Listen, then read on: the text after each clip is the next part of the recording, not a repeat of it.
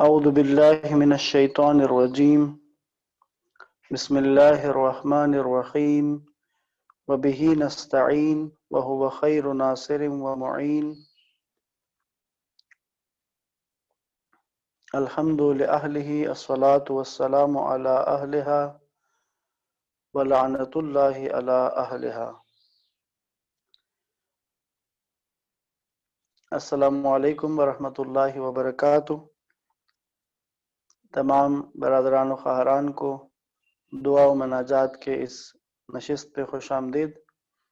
صحیفہ سجادیہ کی دعاؤں کا ہم نے شروع کیا اور الحمدللہ صحیفہ میں سے 3 دعائیں ہم ابھی تک پڑھ چکے ہیں۔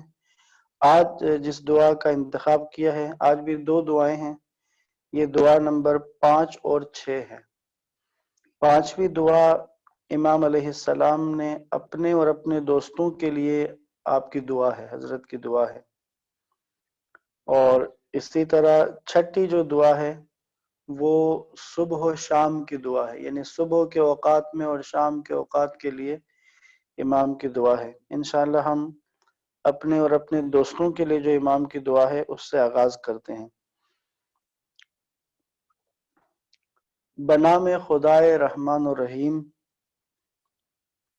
اے وہ جس کی بزرگی و عظمت کے عجائب ختم ہونے والے نہیں، تو محمد اور ان کی آل پر رحمت نازل فرما صلی اللہ علیہ وآلہ وسلم، اور ہمیں اپنی عظمت کے پردوں میں چھپا کر کج اندیشوں سے بچا لے۔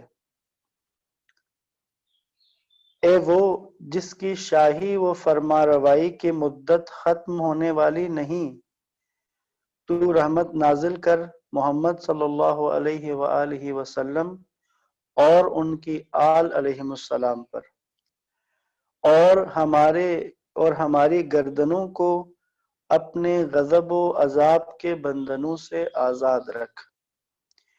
اے وہ جس کی رحمت کے خزانے ختم ہونے والے نہیں ہیں، رحمت نازل فرما محمد صلی اللہ علیہ وآلہ وسلم پر اور ان کی آل علیہم السلام پر، اور اپنی رحمت میں ہمارا بھی حصہ قرار دے۔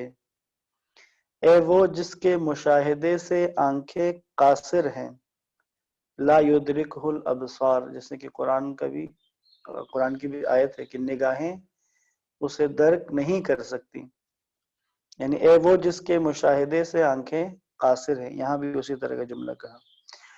ایک چیز جو صحیفہ سجادیہ کی دعاؤں میں آپ کو نظر آئے گی، جیسے کہ کل ایک چیز کا عرض کیا تھا، ایک دوسری چیز، ایک تو کل عرض کیا تھا کہ آپ کو صحیفہ سجادیہ کی دعاؤں میں آیات قرآنی کا استعمال نظر آئے گا، اور زیادہ تر باتیں خود قرآن نے جس طرح کے موضوعات اور مفاہیم کو بیان کیا ہے، ان دعاؤں کے اندر بھی اسی طرح کے موضوعات ہیں۔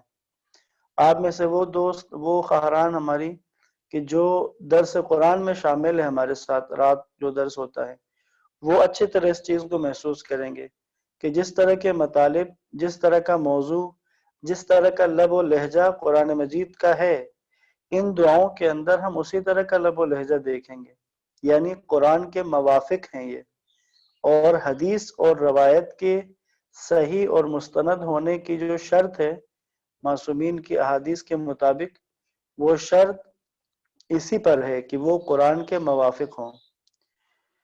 ایک چیز یہ تھی۔ دوسری چیز جو آپ صحیفہ کاملہ کی دعاؤں میں آپ نوٹ کریں گے، آپ دیکھیں گے، وہ رسول اللہ صلی اللہ علیہ وآلہ وسلم اور ان کی آل پاک پر درود ہے۔ کثرت سے دعاؤں کے اندر درود امام نے پڑھی ہے۔ تو درود ایک صلوات جو ہے، یہ ایک ایسی عبادت ہے کہ خود دعاؤں کی قبولیت کے لیے اپنی دعاؤں کے اندر درود کو شامل کریں، یہ دعاؤں کی قبولیت میں بہت زیادہ معاون و مددگار ہے۔ بس اس دعا میں بھی آپ دیکھیں گے قدم قدم پہ امام محمد و آل محمد علیہ السلام پر درود بھیجتے ہیں۔ اے وہ جس کے مشاہدے سے آنکھیں قاصر ہیں، رحمت نازل فرما محمد صلی اللہ علیہ وآلہ وسلم اور ان کی آل پر، اور اپنی بارگاہ سے ہم کو قریب کر لے۔ اے وہ جس کی عظمت کے سامنے تمام عظمتیں پست و حقیر ہیں، رحمت نازل فرما محمد صلی اللہ علیہ وآلہ وسلم اور ان کی آل پر، اور ہمیں اپنے ہاں عزت عطا کر۔ اے وہ جس کے سامنے رازہائے سربستہ ظاہر ہیں، یعنی تیرے سامنے خدا کوئی راز نہیں ہے، تو سب چیزوں کا جاننے والا ہے۔ رحمت نازل فرما محمد صلی اللہ علیہ وآلہ وسلم پر اور ان کی آل پر۔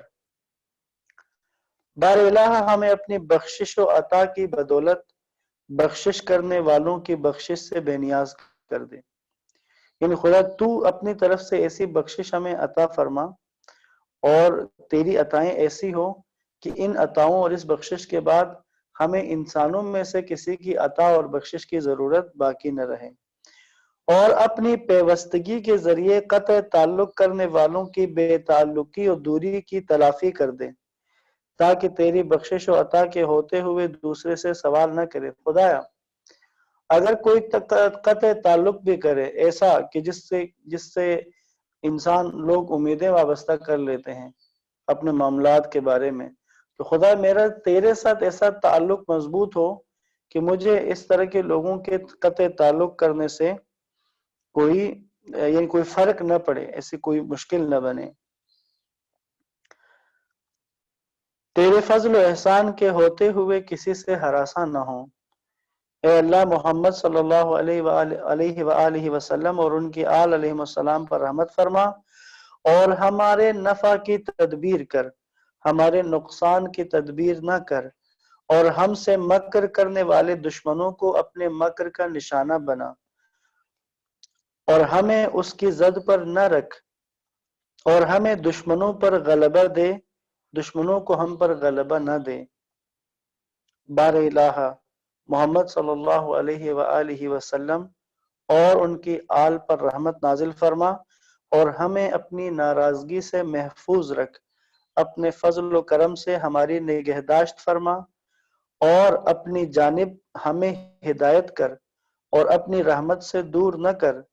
جسے تو اپنی ناراضگی سے بچائے گا وہیں بچے گا، اور جسے تو ہدایت کرے گا وہیں حقائق پر مطلع ہوگا، اور جسے تو اپنی رحمت سے قریب کرے گا وہیں فائدے میں رہے گا۔ اے معبود تو محمد صلی اللہ علیہ وآلہ وسلم اور ان کی آل پر رحمت نازل فرما، اور ہمیں زمانے کے حوادث کی سختی اور شیطان کے ہتھ کنڈوں کی فتنہ انگیزی اور جابر سلطان کے قہر و غلبے کی تلخ کلامی سے اپنی پناہ میں رکھ۔ تین چیزوں سے پناہ مانگی: زمانے کے حوادث کی سختی سے، شیطان کے ہتھ کنڈوں کی فتنہ انگیزی سے، اور سلطان کے قہر و غلبے سے، یعنی جو جابر و ظالم سلطان ہو، حاکم ہو، اس کے قہر اور غلبے سے امام نے اللہ کی پناہ مانگی۔ بار الہ بے نیاز ہونے والے تیرے ہی کمال قوت و اقتدار کے سہارے بے نیاز ہوتے ہیں۔ سبحان اللہ، یعنی جو بھی بے نیاز ہو وہ بے نیاز تیرے ہی کمال قوت و اقتدار کے سہارے بے نیاز ہوتی ہیں۔ یعنی اگر انسان غنی ہونا چاہے، یعنی یہ ایک رستہ ہے، غنی ہونا چاہے، بے نیاز ہونا چاہے، کسی پر ڈیپینڈ نہ ہونا چاہے، اس کا طریقہ کیا ہے؟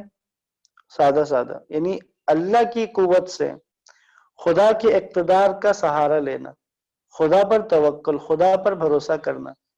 جو اللہ پر بھروسہ کرتا ہے، جس کا تعلق اللہ سے ہو جاتا ہے، وہی بے نیاز ہوتا ہے، غنی ہو جاتا ہے۔ رحمت نازل فرما محمد صلی اللہ علیہ وآلہ وسلم اور ان کی آل علیہ السلام پر، اور ہمیں بے نیاز کر دے، اور عطا کرنے والے تیری ہی عطا و بخشش کے حصے وافر میں سے عطا کرتے ہیں۔ یعنی خدا اگر انسانوں میں سے کوئی کسی کو کچھ عطا کرتا ہے تو وہ اس چیز میں سے دیتا ہے جو تو نے اسے عطا کی ہوتی ہے، جو تیری طرف سے عطا ہو چکی ہوتی ہے، اسی سے وہ کسی اور کو دیتا ہے۔ بس رحمت نازل فرما محمد صلی اللہ علیہ وآلہ وسلم اور ان کی آل علیہ السلام پر، ہمیں بھی اپنے خزانہ رحمت سے عطا فرما، اور ہدایت پانے والے تیری ہی ذات کی درخشندگیوں سے ہدایت پاتے ہیں۔ رحمت نازل فرما محمد صلی اللہ علیہ وآلہ وسلم پر اور ان کی آل علیہ السلام پر، اور ہمیں ہدایت فرما. یعنی خدا راہ ہدایت کی طرف آنے کے لیے بھی یقیناً تیری ہی ذات کی درجہ، یعنی خود جس کو تیری ذات کی معرفت حاصل ہو جاتی ہے، جو تیری ذات پر ایمان و ایقان یقین حاصل کرتا ہے، وہی راہ ہدایت کی طرف آتا ہے. بس تو رسول اللہ اور ان کی آل پر رحمت فرما اور ہمیں بھی راہ ہدایت کی طرف ہماری رہنمائی فرما. بار الہ، جس کی تو نے مدد کی اسے مدد نہ کرنے والوں کا مدد سے محروم رکھنا کچھ نقصان نہیں پہنچاتا. خدا اگر تو کسی کی مدد کرے اور اس کی مدد دوست احباب رشتہ دار جاننے والے دوست ہوں کوئی بھی، ان کی مدد سے محروم کرنا، جیسے ہوتا ہے بعض اوقات دوستوں میں ناراضگیاں ناچاکی آ جاتی ہے، پھر اپنے ایک دوسرے کو اپنی مدد سے محروم رکھتے ہیں. رشتہ داروں کے ساتھ بھی ایسا ہی ہوتا ہے. تو امام کیا فرماتے دیکھیں کہ پروردگارا، جس کی تو نے مدد کی اسے مدد نہ کرنے والوں کا مدد سے محروم رکھنا کچھ نقصان نہیں پہنچا سکتا. خدا ساری دنیا نہ کرے مدد، لیکن اگر تو نے مدد کی تو باقی لوگوں کا مدد نہ کرنا، ان کا محروم رکھنا، اس کو کوئی نقصان نہیں پہنچائے گا. اور جسے تو عطا کرے اس کے ہاں روکنے والوں کے روکنے سے کچھ کمی نہیں ہوتی. خدا جس کو تو عطا کر دے، تو یہ جو دنیا کے مختصر سی اور محدود سی دولت یا محدود سے وسائل رکھنے والے لوگوں کا عطاؤں کو روکنا، اسے کوئی فرق نہیں پڑے گا. اگر تو اپنی عطائیں کرے، تو عطا کرے، تو اس کے ہاں روکنے والوں کے روکنے سے کچھ کمی نہیں ہوتی. اسے کچھ کمی نہیں ہوگی، اسے کوئی دقت نہیں ہوگی، اسے کوئی مشکل نہیں ہوگی.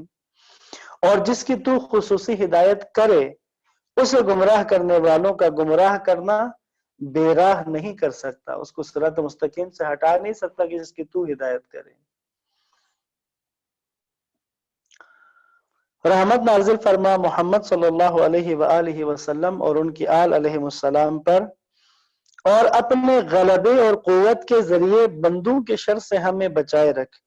اپنی عطا و بخشش کے ذریعے دوسروں سے بے نیاز کر دے اور اپنی رہنمائی سے ہمیں راہ حق پر چلا.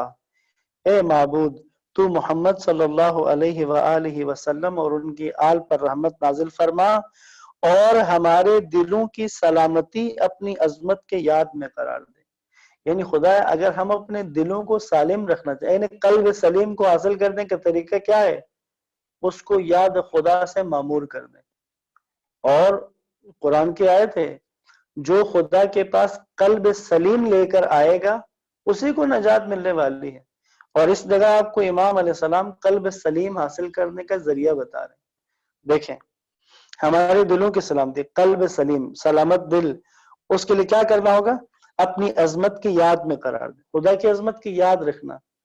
ظاہر ہے کہ جس کے دل میں یاد خدا ہو، جو خدا کی عظمت کی یاد رکھتا ہو، تو وہ کبھی بھی معصیت و نافرمانی کی طرف قصدن نہیں جائے گا.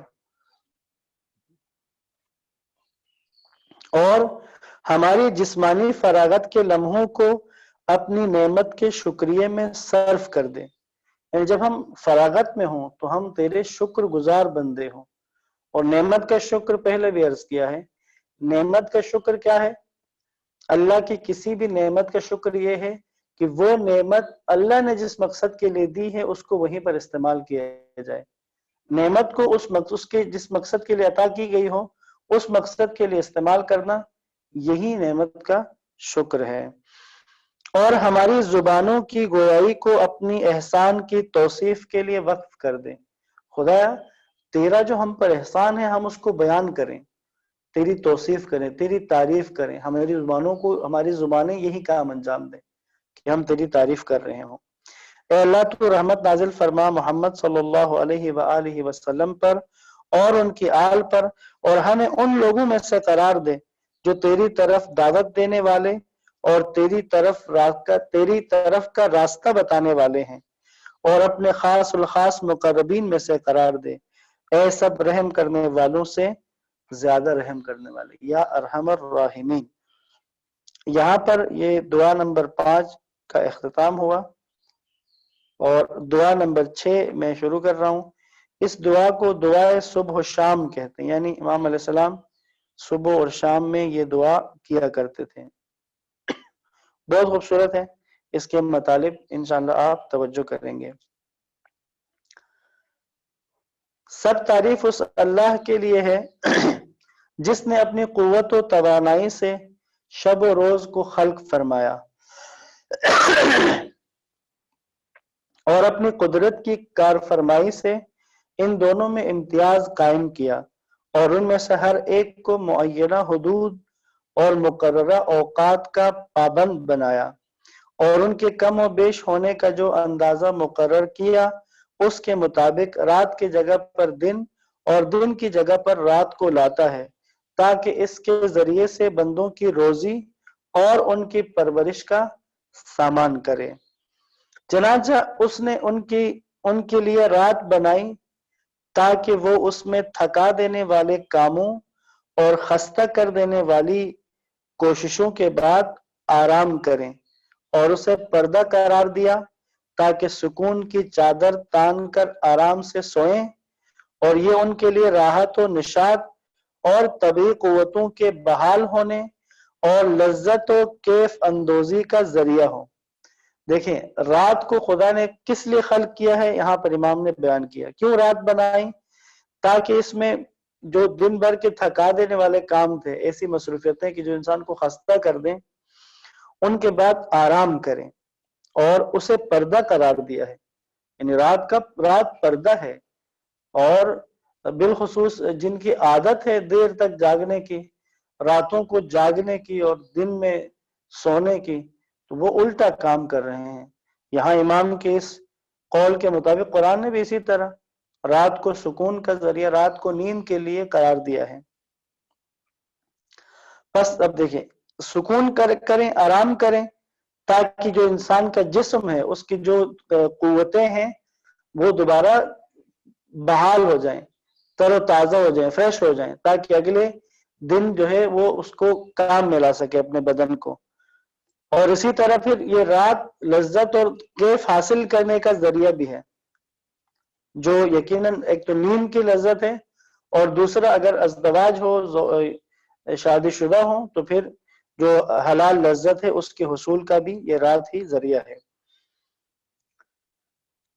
اب چنانچہ اب رات ہو گیا، اس کے بعد دن کے بارے میں امام جو بیان کر رہے ہیں، اور دن کو ان کے لیے روشن و درخشاں پیدا کیا۔ دن کو روشن پیدا کیا، رات تاریک ہے آرام کے لیے، دن روشن و درخشاں پیدا کیا تاکہ اس میں کار و کسب میں سرگرم عمل ہو کر اس کے فضل کی جستجو کریں، کام کریں اور اللہ کا فضل تلاش کریں، اور روزی کا وسیلہ ڈھونڈیں، کوشش کریں، رزق و روزی کے وسیلے کی تلاش کریں، اور دنیاوی منافع اور اخروی فوائد کے وسائل تلاش کرنے کے لیے اس کی زمین میں چلیں پھریں۔ دیکھیں، دنیاوی فائدے کی تلاش کے لیے تو چلتے پھرتے ہیں لوگ دن میں، ظاہر کاروبار کریں گے، جاب کریں گے، کوئی کوشش کریں گے، لیکن یہاں ایک اور بھی کہا کہ دن میں بھی تلاش کرے، دوڑ دھوپ کرے ایک اور کام کے لیے بھی۔ وہ کیا ہے؟ دنیاوی منافع اور اخروی فوائد کے لیے، اخروی فوائد کے وسائل تلاش کرنے کے لیے اس کی زمین میں چلے پھریں۔ بس دن فقط اس لیے نہیں ہے کہ انسان فقط دنیا کی تلاش اور دنیاوی وسائل کی فراہمی کے لیے جدوجہد کرے، بلکہ ساتھ ہی ساتھ دن میں انسان کو اپنے اخروی فائدے کے حصول کے لیے بھی کوشش کرنی چاہیے۔ ان تمام کار فرمائیوں سے وہ ان کے حالات سنوارتا ہے اور ان کے اعمال کی جانچ کرتا ہے، اور یہ دیکھتا ہے کہ وہ لوگ اطاعت کی گھڑیوں، فرائض کی منزلوں اور تعمیل احکام کے موقعوں پر کیسے ثابت ہوتے ہیں، تاکہ بروں کو ان کی بدعمالیوں کی سزا اور نیکوکاروں کو اچھا بدلہ دے۔ یعنی یہ دن رات کا جو خلقت وجہ بتا دی، اس کے بعد کیا ہے؟ یہ دن اور رات دونوں اب یہ آزمائش بھی ہیں، تاکہ لوگ عمل کریں، جو عمل کر سکتے ہیں۔ انسان ارادے میں آزاد ہے، اپنے ارادے سے، اپنے اختیار سے نیکی کا انتخاب کر سکتا ہے اور بدی کا انتخاب اپنے ارادے سے، اختیار سے کر سکتا ہے۔ لہذا یہ ان موقعوں پر فرائض جو خدا نے ان کے جو فرائض مقرر کیے ہیں ان کی بجاوری کے موقع پر کیا ان کی روٹین ہوتی ہے، کیا ان کی روش ہوتی ہے، کیا ان کا رویہ ہوتا ہے، یہ آزمائش ہے تاکہ بروں کو ان کی بدعمالیوں کی سزا ملے اور نیکوکاروں کو ان کا اچھا بدلہ ملے۔ اے اللہ، تیرے ہی لیے تمام تعریف و توصیف ہے کہ تو نے ہمارے لیے رات کا دامن چاک کر کے صبح کا اجالا کیا اور اس طرح دن کی روشنی سے ہمیں فائدہ پہنچایا اور طلب رزق کے مواقع ہمیں دکھائے اور اس میں آفات و بلیات سے ہمیں بچایا۔ ہم اور ہمارے علاوہ سب چیزیں جنہیں تو نے ان میں پھیلایا ہے، وہ ساکن ہو یا متحرک، مقیم ہو یا چلنے والی، یعنی مقیم ہو کسی جگہ پہ کھڑی ہو، قائم ہو، یا راہنورد ہو یا چلنے والی ہو، فضا میں بلند ہو یا زمین کی تہوں میں پوشیدہ، ہم تیرے قبضے قدرت میں ہیں۔ خدا نے کائنات میں جو کچھ ہے وہ تیرے قبضے قدرت میں ہے، چاہے حرکت کرنے والے ہوں یا غیر متحرک ہوں، زندہ ہوں یا بے جان ہوں، جاندار ہوں جمادات ہوں، حیوان ہوں نباتات ہوں، جو ہوں سب تیرے قبضے قدرت میں ہیں، اور تیرا اقتدار اور تیری بادشاہت ہم پر حاوی ہے اور تیری مشیت کا احاطہ ہمیں گھیرے ہوئے ہے۔ تیرے حکم سے ہم تصرف کرتے اور تیری تدبیر و کارسازی کے تحت ہم ایک حالت سے دوسری حالت کی طرف پلٹتے ہیں۔ جو حکم تو نے ہمارے لیے نافذ کیا اور جو خیر اور بھلائی تو نے ہمیں بخشی، اس کے علاوہ ہمارے اختیار میں کچھ بھی نہیں ہے، اور یہ دن نیا اور تازہ وارد ہے۔ یعنی آج جو دن کا آغاز ہو رہا ہے، اس وقت جو میں اور آپ صبح کا آغاز کر رہے ہیں، اسی کے بعد یہ دن نیا اور تازہ وارد ہوا ہے جو ہم پر ایسا گواہ ہے جو ہم وقت حاضر ہے۔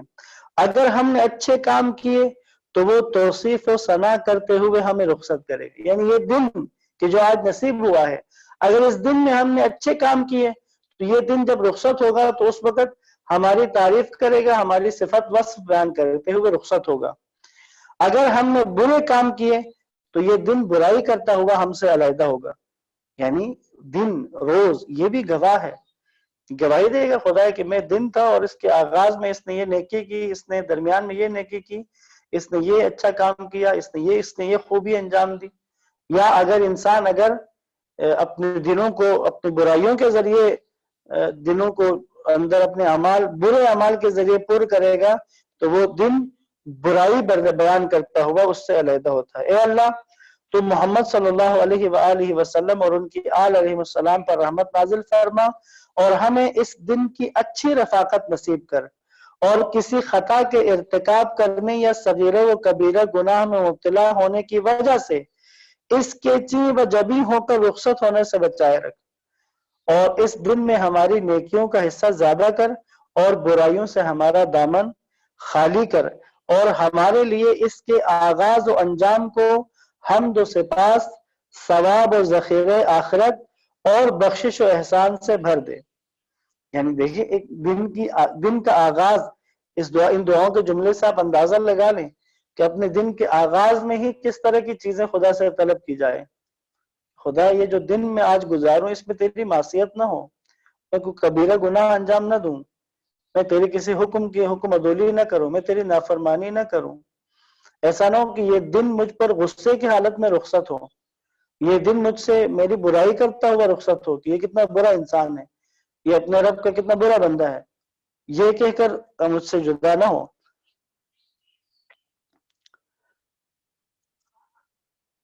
اے اللہ، کرامن کاتبین پر ہمارا گناہ قلم بند کرنے کی زحمت کم کر دے۔ خدا یہ جو فرشتے تو نے اعمال لکھنے کے لیے مقرر کیے ہیں، ان میں سے جو برائیاں لکھنے والا فرشتے، خدا تو اس کی زحمت کم کر دے، ہمارا نامہ اعمال نیکیوں سے بھر دے اور بدعمالیوں کی وجہ سے ہمیں ان کے سامنے رسوا نہ کر۔ بار الہ، تو اس دن کے لمحوں میں سے ہر لمحے اور ساعت میں اپنے خاص بندوں کا حظ و نصیب اور اپنے شکر کا ایک حصہ اور فرشتوں میں سے ایک سچا گواہ ہمارے لیے قرار دے۔ اے اللہ، تو محمد صلی اللہ علیہ وآلہ وسلم اور ان کی آل پر رحمت نازل فرما اور آگے پیچھے دائیں بائیں اور تمام اطراف و جوانب سے ہماری حفاظت کر، ایسی حفاظت جو ہمارے لیے گناہ و معصیت سے سدراہ ہو، تیری اطاعت کی طرف رہنمائی کرے اور تیری محبت میں صرف ہو۔ اے اللہ تو محمد صلی اللہ علیہ وآلہ وسلم اور ان کی آل علیہ السلام پر رحمت نازل فرما، اور ہمیں آج کے دن، آج کی رات اور زندگی کے تمام دنوں میں توفیق عطا فرما کہ ہم نیکیوں پر عمل کریں، برائیوں کو چھوڑیں، نعمتوں پر شکر اور سنتوں پر عمل کریں۔ دیکھیں ایک دنوں میں انسان کو کیا کرنا چاہیے، ایک برنامے کی طرح سے دعائی شکل میں امام بیان کر رہے ہیں۔ نعمتوں پر شکر اور سنتوں پر عمل کریں، بدعتوں سے الگ تھلگ رہیں، نیک کاموں کا حکم کریں اور برے کاموں سے روکیں، اسلام کی حمایت و طرفداری کریں، باطل کو کچلیں اور اسے ذلیل کریں، حق کی نصرت کریں اور اسے سربلند کریں، گمراہوں کی رہنمائی، کمزوروں کی اعانت اور درد مندوں کی چارہ جوئی کریں۔ ایک جامع پلان امام نے دیا ہے ایک دن کے لیے۔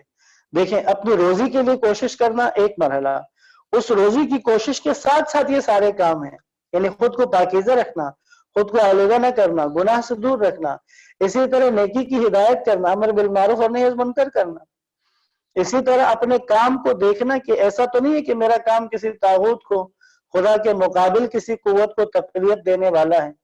ظاہر ہے ان سب چیزوں سے نکلنا ہوگا۔ بار الہ اور ساتھ ساتھ کمزوروں کی مدد اور درد مندوں کی چارہ جوئی، یعنی انسانیت کی خدمت بھی اس ایک دن کے اندر اپنے دن کے حصے کو، ایک جگہ کو ایسا رکھنا چاہیے کہ ہم لوگوں کی مدد کریں، کمک کریں۔ بار الہ محمد صلی اللہ علیہ وآلہ وسلم اور ان کی آل پر رحمت نازل فرما، اور آج کے دن کو ان تمام دنوں سے جو ہم نے گزارے زیادہ مبارک دن، اور تمام ساتھیوں سے جن کا ہم نے ساتھ دیا اس دن کو، آج کو بہترین دوست اور ان تمام وقتوں جن کے زیر سایہ ہم نے زندگی بسر کی، اس کو بہترین وقت قرار دے، اور ہمیں ان تمام مخلوقات میں سے زیادہ راضی و خوشنود رکھ جن پر شب و روز کے چکر چلتے رہتے ہیں، اور ان سب سے زیادہ اپنی عطا کی ہوئی نعمتوں کا شکر گزار، اور ان سب سے زیادہ اپنے جاری کیے ہوئے احکام کا پابند، اور ان سب سے زیادہ ان چیزوں سے کنارہ کشی والا قرار دے جن سے تو نے خوف دلا کر منع کیا ہے۔ اب دیکھ رہے ہیں کس قدر خوبصورت انداز میں دن کا آغاز کر رہے ہیں۔ اس دعا کو یقیناً آج ہم پڑھ رہے ہیں، ہم میں سے اور آپ میں سے یقیناً بہت سارے لوگ زیادہ خوش قسمت ہوں گے جب اس دعا کو آپ اپنی ڈیلی روٹین میں صبح کے وقت کے لیے شامل کریں گے۔ اے خدا میں تجھے گواہ بناتا ہوں اور تو گواہی کے لیے کافی ہے، اور تیرے آسمان اور تیری زمین کو اور ان میں جن فرشتوں اور جس جس مخلوق کو تو نے بسایا ہے گواہ کرتا ہوں کہ آج کے دن اور اس گھڑی اور رات میں اس مقام پر گواہ کرتا ہوں کہ میں اس بات کا معترف ہوں، اب اعتراف، توحید کا اعتراف، اس بات کا معترف ہوں کہ صرف تو ہی وہ معبود ہے جس کے علاوہ کوئی معبود نہیں، انصاف کا قائم کرنے والا۔ اب اللہ کی تعریف، اللہ کی صفات بیان ہو رہی ہے۔ انصاف کا قائم کرنے والا، حکم میں عدل ملحوظ رکھنے والا، بندوں پر مہربانی، اقتدار کا مالک، کائنات پر رحم کرنے والا، اور اس بات کی بھی شہادت دیتا ہوں، یعنی تو یہ ان سب صفات کا مالک ہے، اور اس بات کی بھی شہادت دیتا ہوں کہ محمد صلی اللہ علیہ وآلہ وسلم تیرے خاص بندے، رسول اور برگزیدہ کائنات، یعنی تو نے کائنات میں سے ان کو منتخب کیا ہے، اور ان پر تو نے رسالت کی ذمہ داریاں عائد کی تو انہوں نے اسے پہنچایا، اور اپنی امت کو پند و نصیحت کرنے کا حکم دیا تو انہوں نے نصیحت فرمائی۔